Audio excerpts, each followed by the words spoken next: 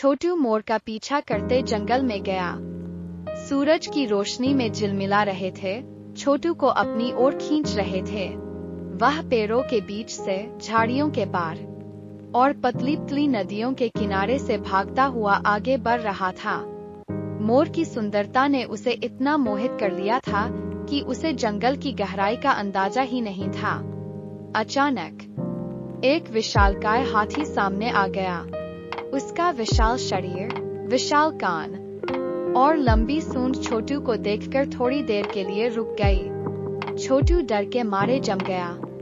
उसके दिल की धड़कनें तेज हो गईं। उसने कभी इतना बड़ा जानवर नहीं देखा था। हाथी ने उसे घूरते हुए कुछ देर तक देखा और फिर धीरे धीरे अपनी सूंड को हिलाते हुए आगे बढ़ा।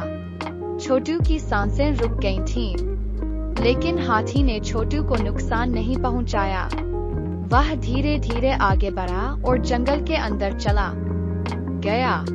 छोटू ने राहत की सांस ली। उसने सोचा कि शायद हाथी भी मोर को देखने आया था।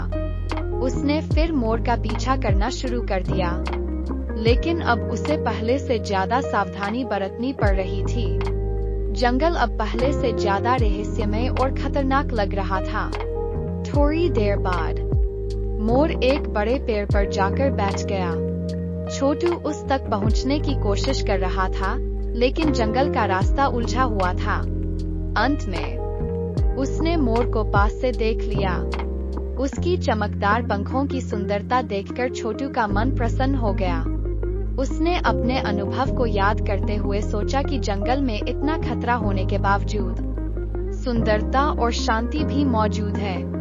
उस दिन के बाद छोटू ने जंगल में जाने से पहले हमेशा सावधानी बरतना सीखा, लेकिन साथ ही जंगल की सुंदरता और रहस्य का भी सम्मान करना सीखा।